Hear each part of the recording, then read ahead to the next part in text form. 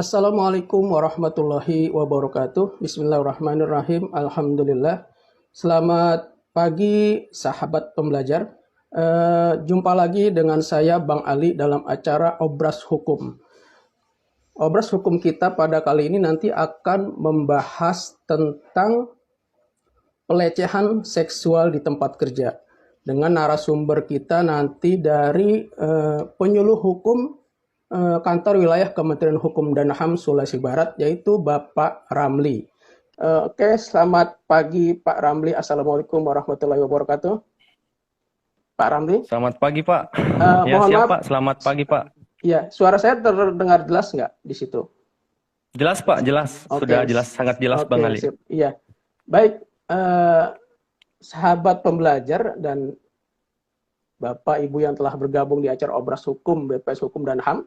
Jadi acara Obras Hukum ini atau obrolan cerdas tentang hukum ini terlaksana berkat kerjasama BPSDM Hukum dan HAM dengan Badan Pembinaan Hukum Nasional. Jadi memang karena BPHN itu merupakan pembina dari Jabatan Fungsional Penyuluh Hukum. Jadi ini terlaksana berkat kerjasama BPHN. Kami ucapkan terima kasih atas kerjasamanya. Mudah-mudahan ini berlangsung baik dan berjalan lancar. Baik, sebelum kita lanjutkan acara Obras Hukum kita pada pagi ini, mungkin Pak Ramli, saya panggil Bapak atau Mas? Panggil Mas aja Mas. Oke, karena masih muda ya. Iya, masih muda, saya panggil Mas aja ya. Ya, oke Pak Mas Ramli, mungkin bisa menjelaskan atau memperkenalkan diri terlebih dahulu, karena saya kan baru memperkenalkan namanya saja, mungkin ada yang lebih jauh untuk memperkenalkan diri. Untuk sahabat pembelajar yang mungkin ingin tahu lebih dalam tentang Pak Ramli. Silakan Pak Ramli. Assalamualaikum warahmatullahi wabarakatuh. Terima kasih Bang Ali atas kesempatannya untuk memberikan saya perkenalkan diri. Jadi, perkenalkan nama saya Ramli. Saya penyuluh hukum di Kantor Wilayah Kementerian Hukum dan Hak Asasi Manusia Sulawesi Barat. Jadi saya penyuluh hukum Pak di Kantor Wilayah Hukum dan HAM Sulawesi Barat. Iya, keluarga sudah? Udah Pak, sudah keluarga, udah anak, putra putri? Anak udah 2. Udah 2. Alhamdulillah Istri? 2 Mas. Istri? Istri masih alhamdulillah 1. Oh masih 1, berarti mau 2 dong. Alhamdulillah masih 1. Alhamdulillah. Sahabat pembelajar ini cuma candaan aja biar nggak tegang-tegang amat gitu ya. Baik, sahabat pembelajar, seperti di awal saya sampaikan bahwa untuk materi obras atau topik hukum obras hukum kita pada ini, yaitu pada pagi ini, itu akan membahas tentang pelecehan seksual di tempat kerja. Jadi nanti kalau ada sahabat pembelajar yang ingin bertanya atau berkomen yang lainnya, silahkan ditulis atau diketik di kolom komentar. Terkait dengan pelecehan seksual di tempat kerja ini memang ya bisa dikatakan sampai saat ini pun masih terjadi. Kita bahas lebih dalam dengan narasumber kita ini, Mas Ramli, penyuluh hukum dari Kantor Wilayah Kementerian Hukum dan HAM Sulawesi Barat. Ini bisa dijelaskan dulu nggak terlebih dulu apa sih yang dimaksud dengan pelecehan seksual? Karena kan ini kita belum tahu nih pelecehan itu apa, seksual itu seperti apa. Mungkin Mas Ramli bisa menjelaskan terlebih dahulu nih yang dimaksud dengan pelecehan seksual. Silakan Pak Ramli. Oke Mas, terima kasih. Jadi sebelum saya masuk menjelaskan apa itu pelecehan seksual, saya mau bagi dulu apa itu pelecehan dan apa itu seksual. Jadi kalau dalam kamus besar bahasa Indonesia bahwa pelecehan itu adalah proses atau perbuatan. Sedangkan seksual itu adalah berkenaan dengan jenis kelamin, baik itu laki-laki atau perempuan, dan kedua adalah berkenaan dengan persetubuhan antara laki-laki dan perempuan. Jadi apa itu pelecehan seksual? Jadi pelecehan seksual adalah segala bentuk perilaku yang berkonotasi seks yang dilakukan sepihak dan tidak dikehendaki atau diinginkan seorang korban. Baik itu dilakukan secara verbal, non-verbal, dan sentuhan fisik. Jadi indikator dari pelecehan seksual adalah ketika seseorang ini tidak menginginkan atau tidak menghendaki perbuatan seksual tersebut. Lebih spesifik ya. Jadi pelecehan seksual di tempat kerja. Nah ini kalau di tempat kerja ini bentuk-bentuk pelecehan seksual itu seperti apa, Mas Ramli? Sebenarnya pelecehan seksual ini dibagi ada beberapa bentuk, yaitu secara luas itu ada 5 bentuk. Pertama itu pelecehan seksual secara fisik. Kedua, pelecehan seksual secara lisan atau verbal ya, verbal. Ketiga, pelecehan seksual secara isyarat. Dan keempat, pelecehan seksual secara tertulis. Dan kelima adalah pelecehan seksual secara psikologis dan emosional. Yang satu tadi itu pelecehan seksual fisik. Contoh, mungkin kalau contohnya itu menyentuh bagian-bagian tertentu ya, baik itu perempuan atau laki-laki, atau kalau fisik, kan banyak kan korban ini kan banyak kan perempuan ya, kalau di dunia kerja yang mungkin menyentuh fisik atau apa, meraba atau menyentuh atau mencolek ya. Kalau yang kedua ini melecehkan secara lisan, jadi dia menggunakan kata-kata atau apa, dia memandang apa atau caranya cerita bilang apa, mengomentari atau pakaian apa yang membuat si korban ini merasa risih.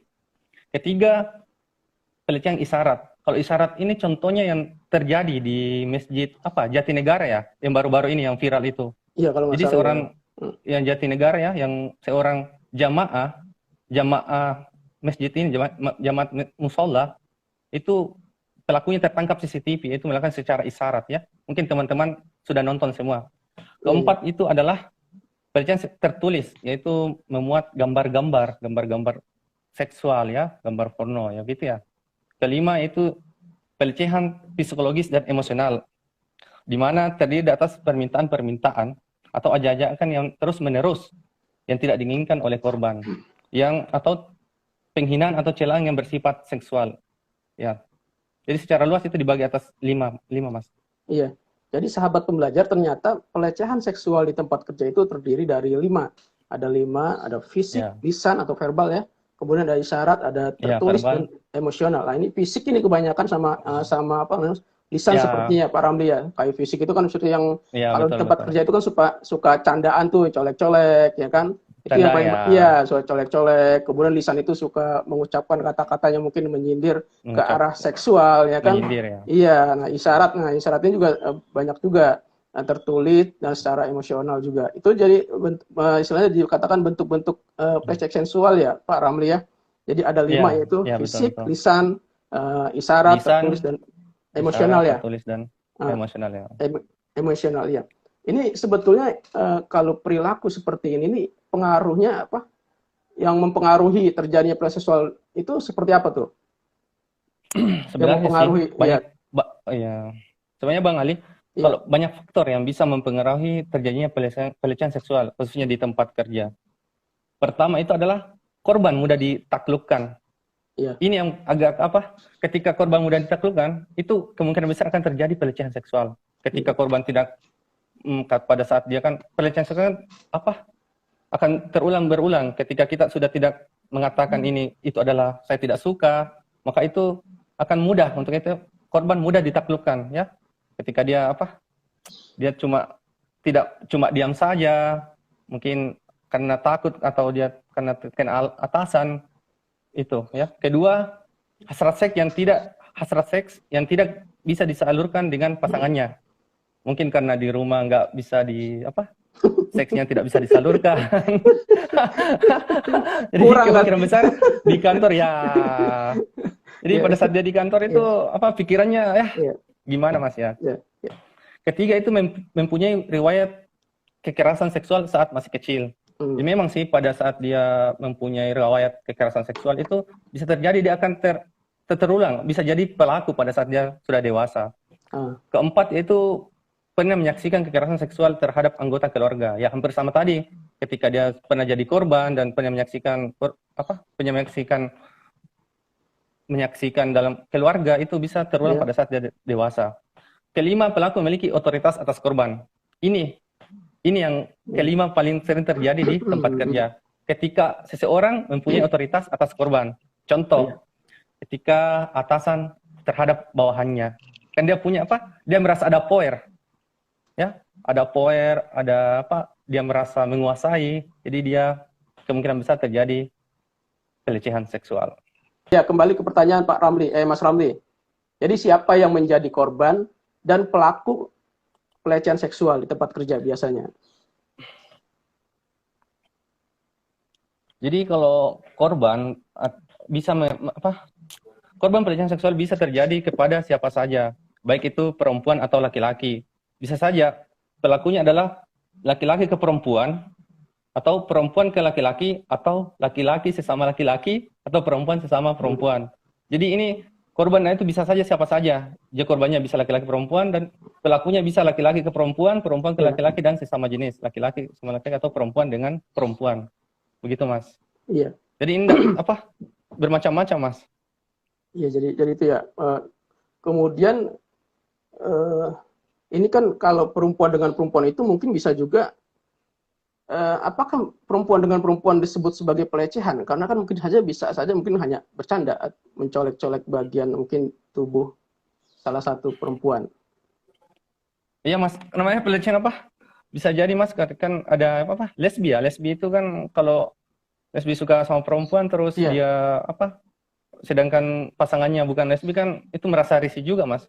Tidak dihendaki kalau umpamanya dia meraba-raba atau melakukan isyarat seperti kasih jari, menggunakan jari atau menggunakan apa itu, Mas. Iya.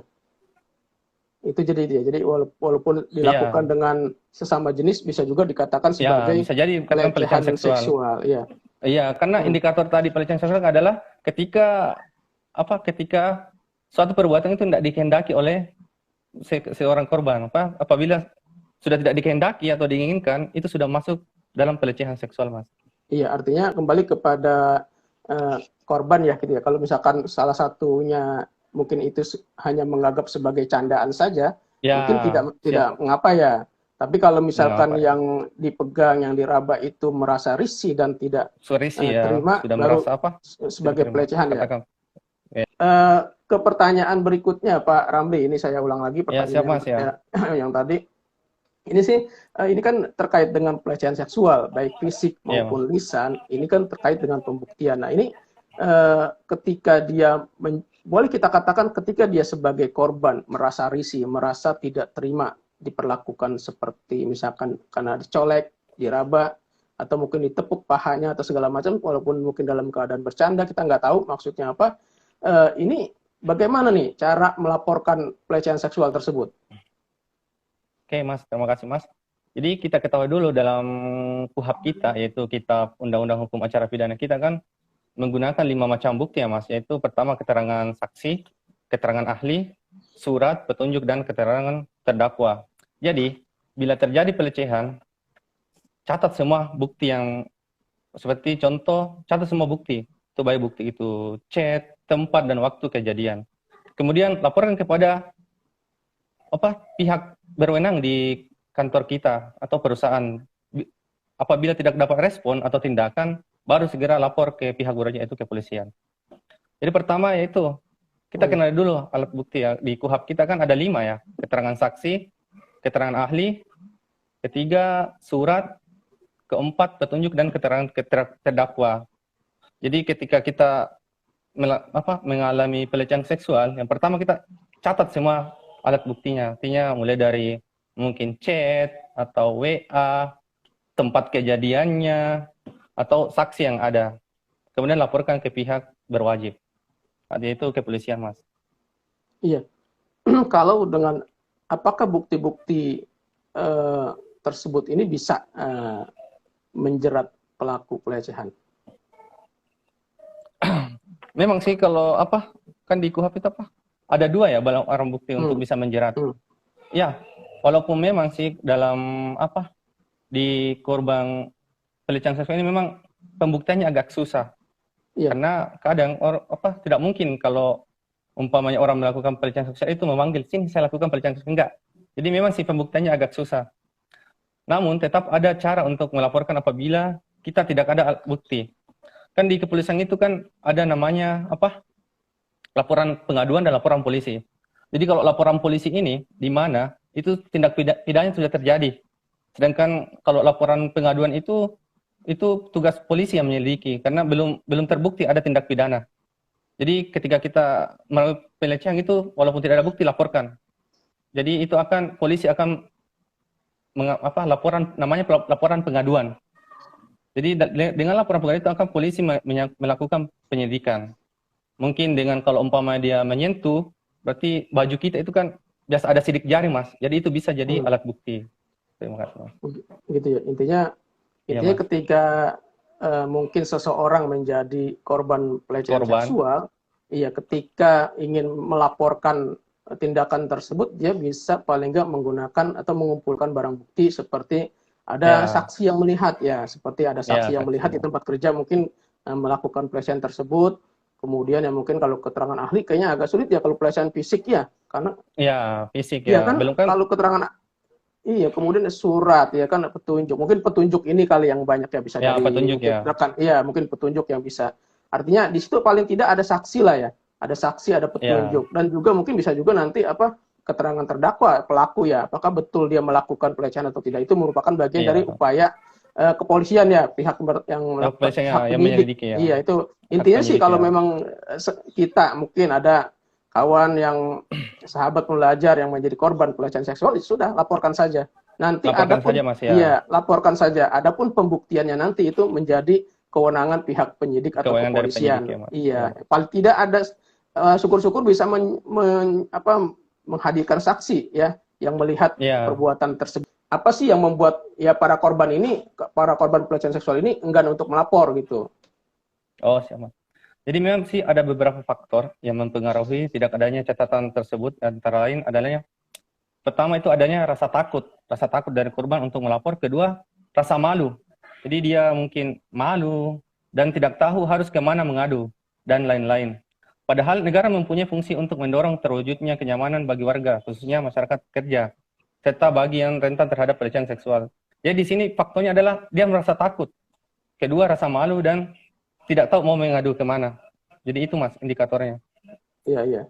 Jadi salah satunya karena malu, karena takut ya. Jadi disampaikan pada obras hukum siang ini atau pagi ini. Jadi kalau memang ada sahabat pembelajar, masyarakat, khususnya wanita yang menjadi korban pelecehan seksual, ya sudah, tidak usah malu dan tidak usah enggan, tidak usah takut untuk melaporkan perbuatan tersebut. Karena memang untuk orang-orang tertentu yang suka melakukan pelecehan seksual juga harus diberikan pelajaran lah untuk tidak melakukan hal-hal tersebut itu. Jadi intinya tidak usah takut, tidak usah enggan, tidak usah malu. Laporkan saja. Ini ada pertanyaan nih dari IG-nya di .ama.9. Bagaimana cara mengatasi pelecehan seksual tersebut, mengingat hal itu sering terjadi di dunia kerja? Itu, Mas Ramli. Bagaimana cara mengatasi pelecehan seksual tersebut, mengingat hal itu sering terjadi di dunia kerja? Ini sebetulnya sudah masuk bahasan tadi ya. Mungkin bisa dijawab ulang kali, Mas Ramli. Silakan. Jadi pertama itu memang caranya itu pertama tolak. Jadi jangan sampai, karena proses dari pelecehan kan mulai dari punya proses ya, mungkin mulai dari kata-kata, dari sudah meraba-raba, dan bahkan ketindak paling tinggi itu pemerkosaan. Jadi pada saat dia berawal itu katakan tidak. Berani berkata bahwa saya tidak suka walaupun itu atasan. Jangan sampai karena dia tidak menegur atau jadi maka terjadilah pelecehan seksual itu berulang-ulang. Kedua, laporkan. Jangan takut pernah laporkan. Jadi laporan adalah ini untuk mengefek jerah sebenarnya. Efek jerah bagi pelaku. Itu mungkin tip. Iya, ini juga ada dari IG-nya Felicia_Raymora.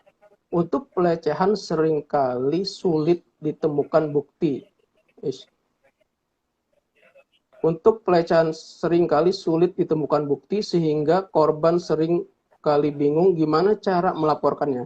Ini tadi sudah dibahas juga. Sudah, Mas. Iya, sudah dibahas juga. Jadi ketika dilaporkan saja, Mas. Iya, jadi ketika menjadi korban pelecehan seksual ya sudah laporkan saja. Minimal palingnya ada yang melihat atau ada saksi yang melihat, dan juga nanti itu merupakan kewenangannya penyidik atau pihak kepolisian untuk membuktikan apakah telah terjadi tindak pidana pelecehan seksual terhadap yang melaporkan. Itu saja jawabannya. Ini juga ada nih, masih IG-nya Felicia_Raymora. Sering atasan mengancam korban agar jangan melaporkan. Nah, tuh ada ancaman katanya. Pak Ramli. saya kan sudah apa? Iya, tadi sudah dibahas ya, juga. Untuk tidak melaporkan. Ya, sudah dibahas juga. Sebenarnya artinya berani laporkan, jangan takut. Apalagi kan ini kan kita benar sebenarnya di jalur kita ya.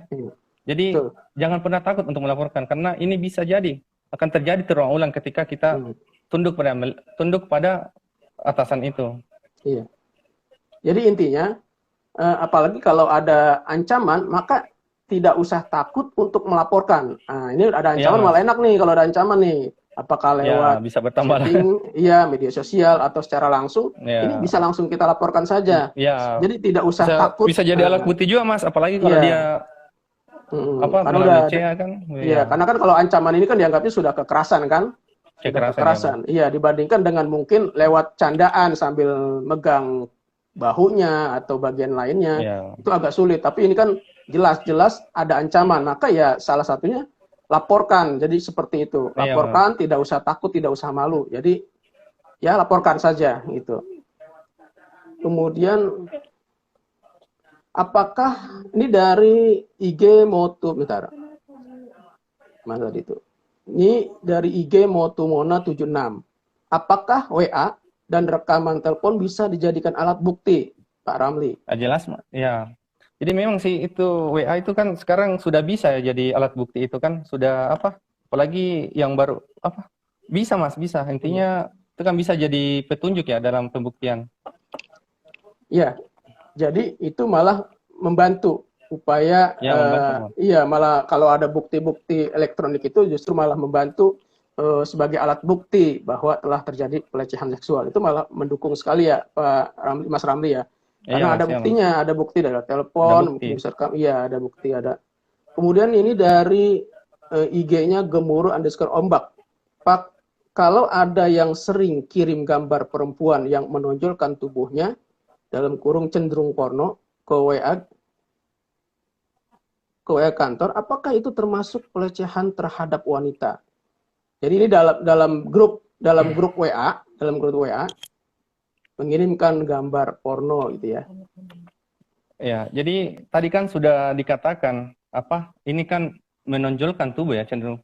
Jadi ketika kita indikatornya ketika kita tidak menginginkan atau tidak risih ini tidak sebenarnya terima, tidak terima atau sudah merasa risih itu kan pelecehan seksual. Tapi ini kan dia WA kantor ya. Iya. Sedangkan ini dia bisa masuk ada grup ya. Ini bisa dia masuk di kena undang-undang ITE Mas, ITA ya. Karena ini dia menyebarluaskan atau mentransmisikan muatan-muatan pornografi Mas. Iya. Ya itu jadi yang menyebarkan atau berbagi gambar jadi yang ini mengandung iya Mas. Yang mengandung pornografi lah, ini nanti juga bisa dikenakan undang-undang ITE ya. Elektronik Mas ya. Iya, nanti bisa itu bisa ya kalau memang merasa risih. Tapi kan juga kita ada jalur kekeluargaan ya Pak Ramli ya, tidak harus langsung dilaporkan yang intinya kan.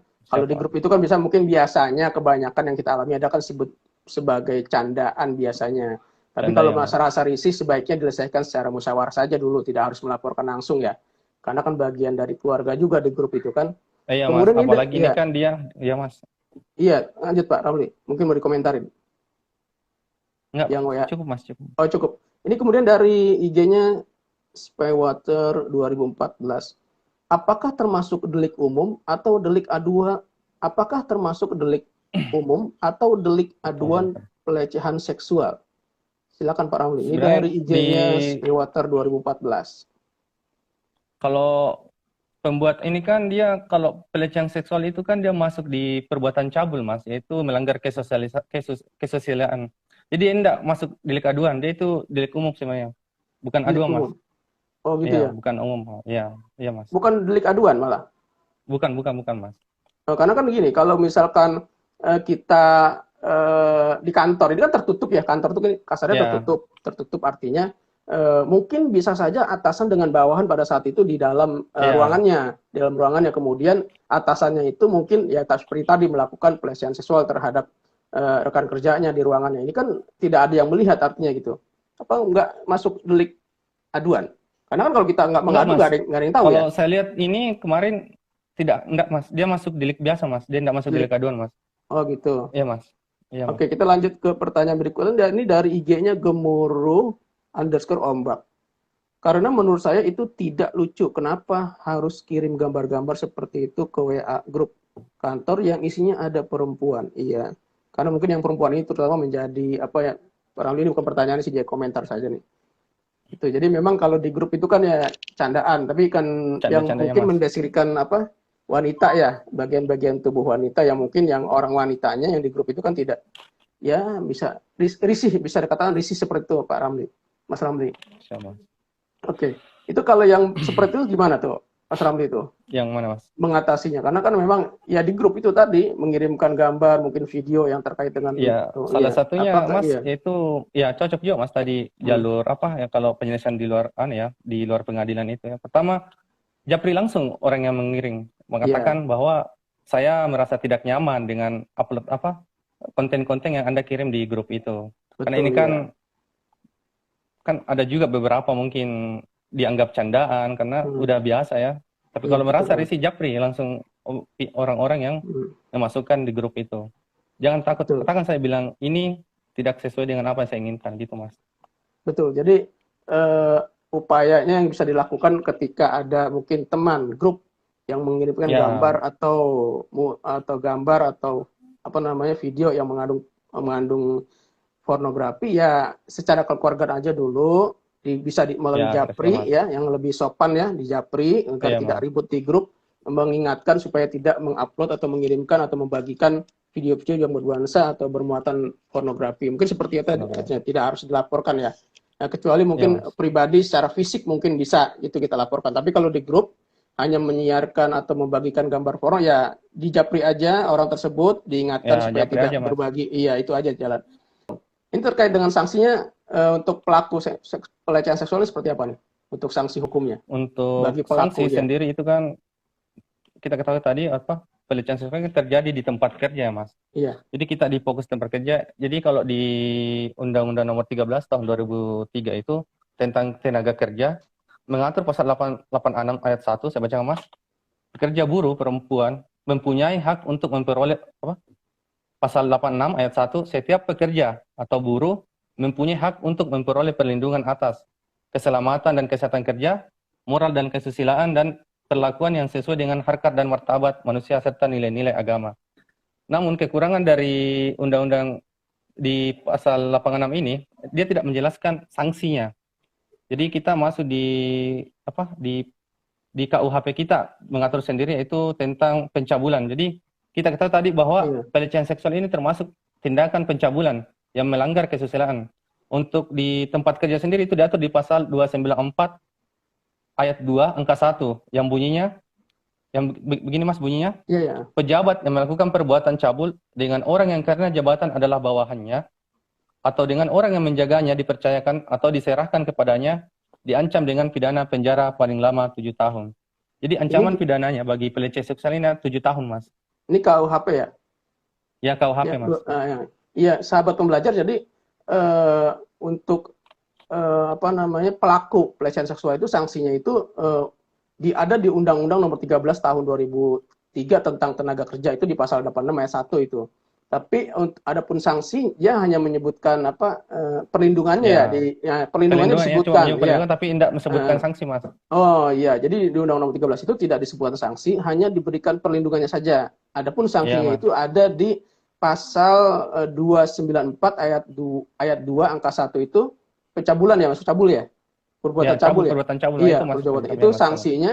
sanksinya itu pidana penjara paling lama 7 tahun. Paling lama 7 Itu. tahun, Mas. Iya, jadi buat sahabat pelajar dan teman-teman maupun masyarakat yang saat ini menyaksikan obras hukum bahwa pelaku pelecehan seksual itu bisa dikenakan sanksi berdasarkan pasal 294 Ya, ayat 2 angka 1 Kitab Undang-Undang Hukum Pidana. Itu sanksinya itu maksimal 7 tahun. Itu 7 tahun sanksinya. penjara.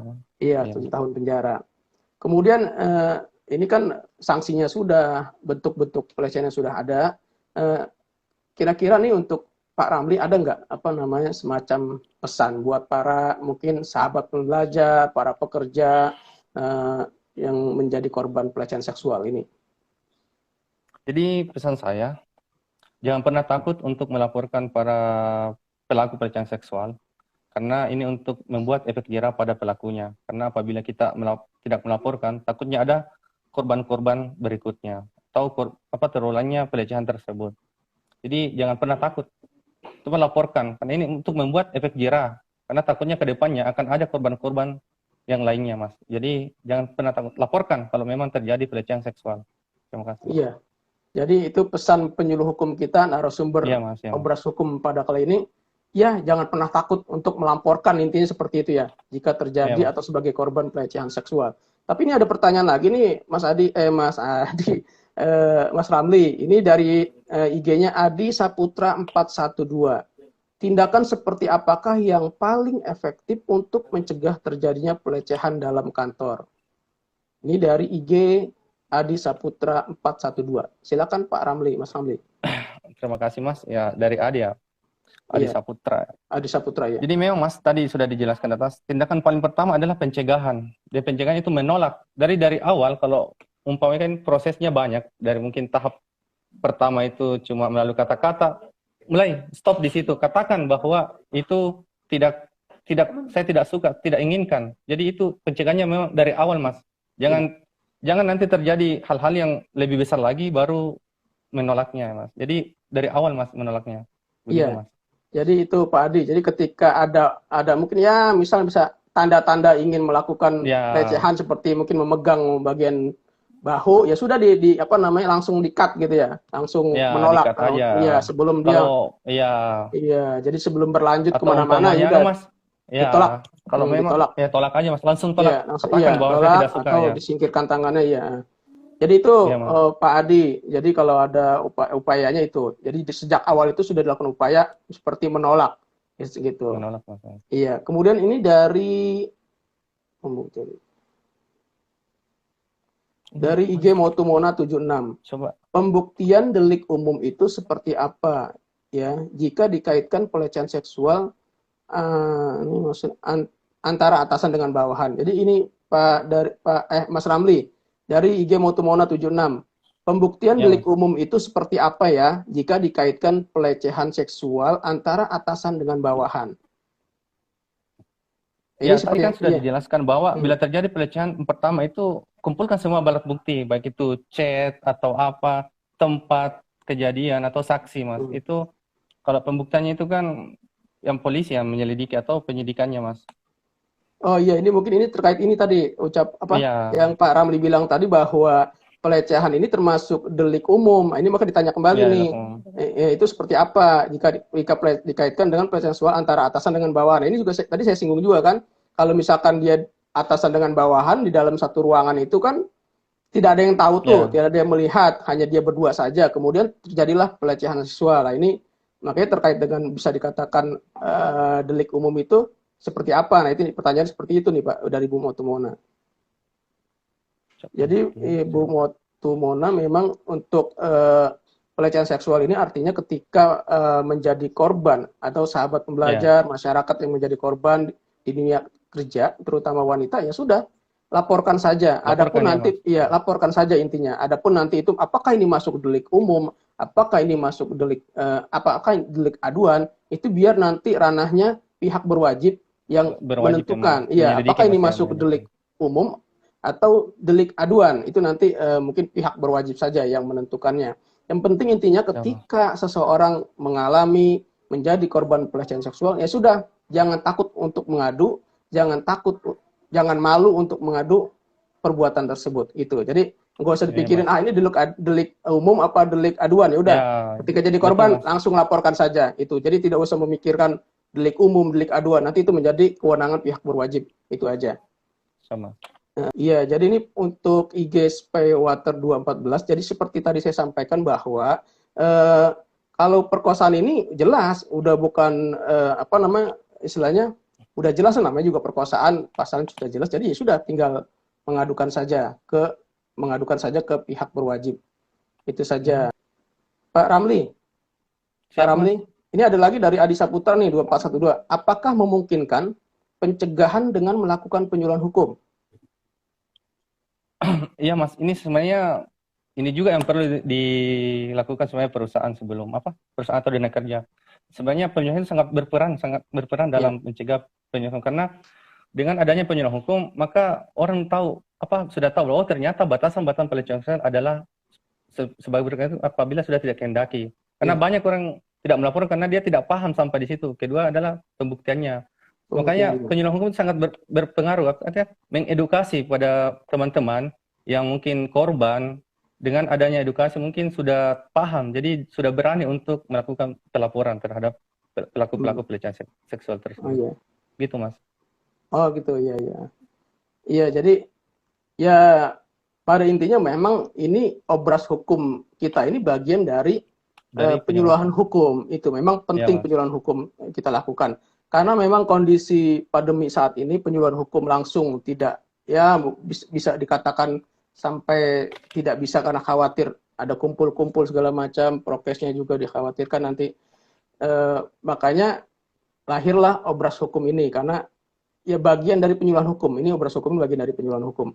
Jadi apakah pencegahan lewat penyuluhan hukum? Iya, karena ketika masyarakat tahu hukum tentang pelecehan seksual, bagaimana bentuk-bentuk pelecehan seksual, kemudian bagaimana sanksinya, bagaimana cara melaporkannya, maka ketika dia tahu, paham, taat, nanti paham, dia bisa mungkin bisa ambil upaya hukum. Mungkin ada keberanian juga, Mas, lebih ada dengan pahamnya dia sudah lebih berani, Mas, untuk melaporkan. Nah, ketika dia paham bagaimana cara melaporkannya, nanti mungkin dia jadi berani melaporkan, karena mungkin saat ini karena malu, karena takut bagaimana melaporkannya, bagaimana membuktikannya. Seperti saya sampaikan tadi di awal, para sahabat pembelajar dan masyarakat yang mungkin saat ini menyaksikan obras hukum kita, bahwa ketika menjadi korban pelecehan seksual, ya sudah, laporkan saja. Jangan mikir apa-apa, laporkan saja. Nanti adapun pembuktiannya, nanti itu menjadi kewajiban atau kewenangan pihak berwajib atau penyidik.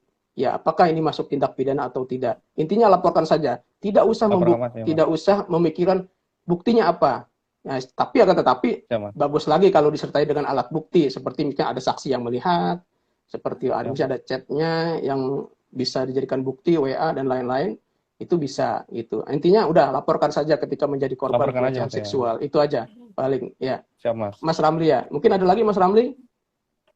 Mungkin sudah cukup, Mas. Sudah cukup ya. Baik, sahabat pembelajar, alhamdulillah obras hukum kita ini berjalan dengan lancar, walaupun ada sedikit tadi gangguan jaringan sempat terputus, tapi mudah-mudahan apa yang disampaikan narasumber kita yaitu Pak Ramli, beliau adalah penyuluh hukum dari Kantor Wilayah Kementerian Hukum dan HAM Sulawesi Barat.